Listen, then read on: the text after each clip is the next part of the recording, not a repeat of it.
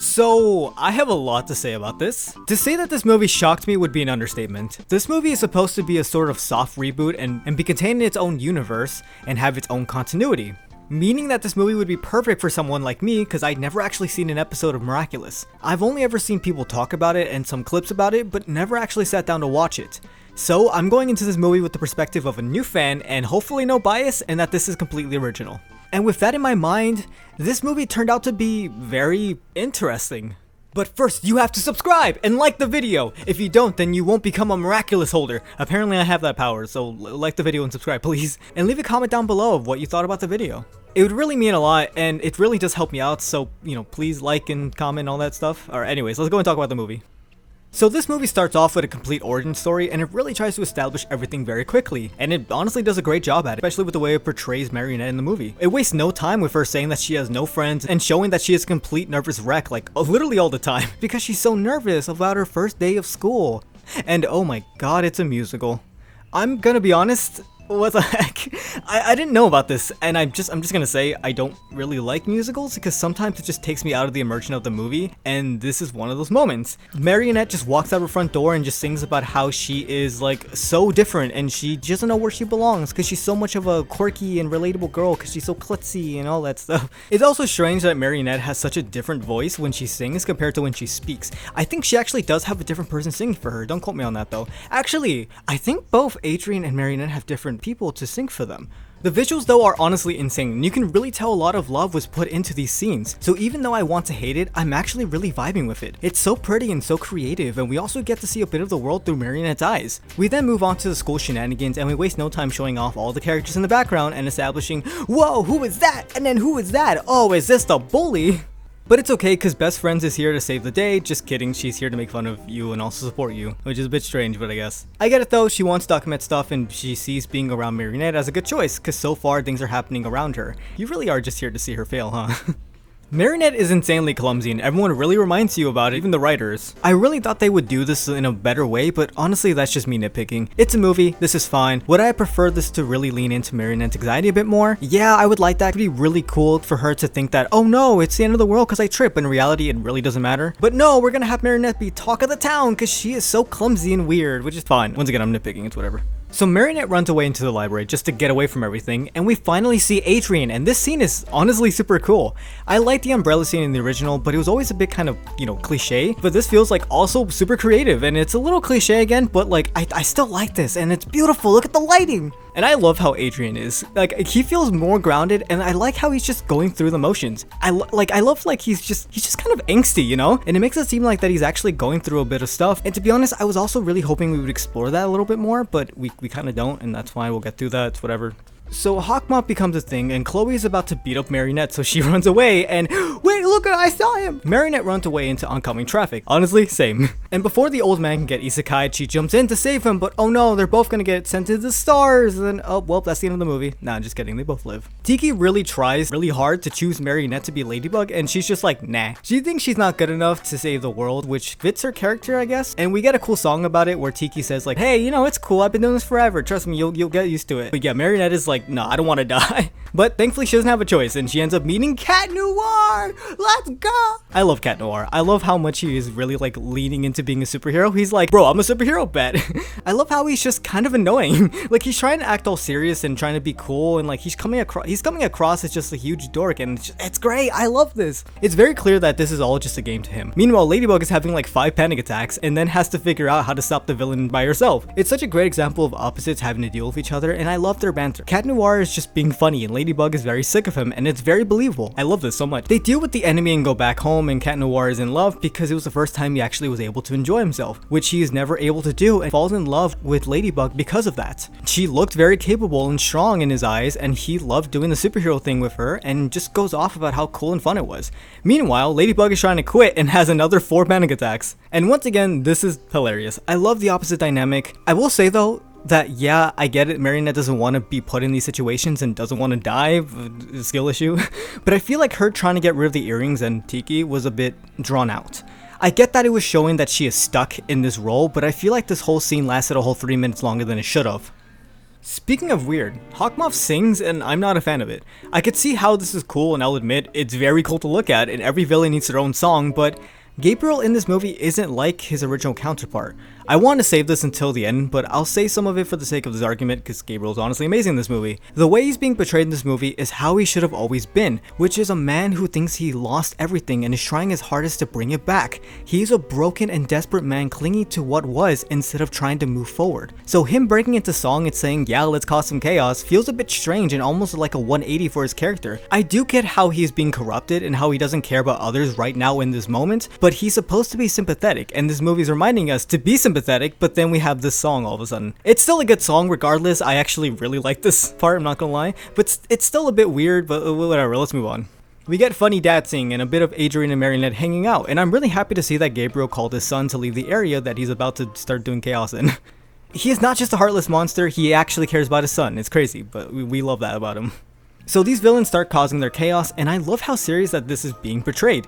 This is actually kind of scary to be around, and in this moment, Marionette realizes that she can do something about this, but she still doesn't believe that she can, so she sings. She sings again about how she can't. This is like the third time. This is like the third song that she's... The visuals are really cool, and honestly, I really like the song. I really want to hate it, but overall, this is actually really cool. The visuals are awesome. We get a really satisfying transformation scene, and it's cool that even though Ladybug is being forced to do this, she's just like, alright, let's go. This whole scene is basically Cat Noir and Ladybug trying to figure out how to work together and while fighting the enemy, and this is probably my favorite part of the movie. It only took us about 55 minutes to get here, but this is my favorite part. They're still bantering a bit, but they are finally getting into the groove of things, and you can really tell that this movie has a budget, because dang, the scale of this fight is insane. I love how dynamic the camera is, and I love how it establishes that they are partners now. I love how they're trying to work together and figure things out as they fight. I love these enemies' abilities, and like, honestly, it's pretty cool that this guy just whips out a gun. We then get to my least favorite part. So as I sort of mentioned, we're already halfway through the movie, meaning we're running out of time. And this means we need a montage of Cat Noir and Ladybug fighting enemies and them getting closer. And we also see Adrian and Marionette hanging out bit by bit. And we also see that Marionette is now doing really well in school. Let's go!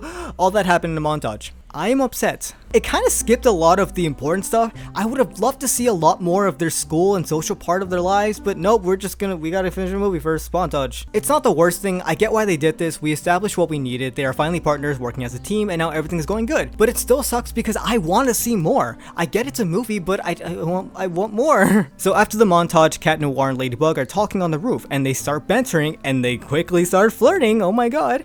And I love this. This feels like the universe is finally giving everyone what they wanted. We wanted this for so long. You can tell they had priorities when they were making this movie, because this especially should have been number one. I still would have liked to see Ladybug warming up to Cat Noir a bit more, because once again, all their bonding happened in the flashback or whatever montage. So Cat Noir spills the beans about his dead mom, and then plays on the piano, and this is my favorite part now. And I didn't know this man could sing, but woo! This is how you incorporate a song into a movie. This song slaps. I love this song so much. The way they fly through the sky like it's an anime AMV, they're dancing on the clouds. This scene is so romantic, I'm gonna cry. This song helps fill in the gaps as well. Ladybug feels more confident, more capable because she's able to have a partner to confide in. And Cat Noir, as we know, is just doing this and he's able to be happy again. We all know that. But of course, all my happiness is crushed. Everyone's happiness is crushed because Ladybug rejects Cat Noir. Man, I can't believe I was actually happy.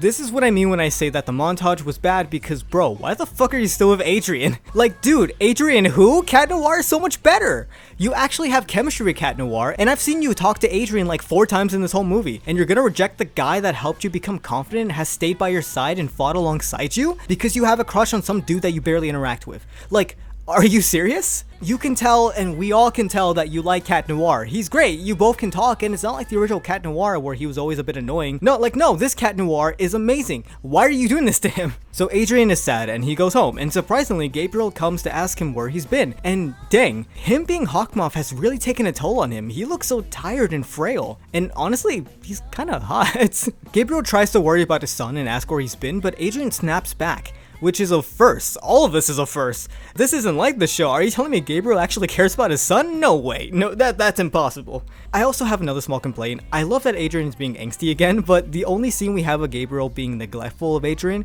was the beginning of the movie where Adrian comes back to an empty home and his father is nowhere to be seen. I wish we could have had just one more scene of his father being absent, because then this scene would have hit so much harder. We really just needed a bit more time. That's really my biggest complaint about this movie. We need more time for everything. We have such a great foundation, and this could have easily been a masterpiece if we just got a few more scenes. But anyways, Marionette tries to ask out Adrian, but he's depressed, and he says no, so now Marionette is depressed, and Hawkmoth is also depressed, so am I.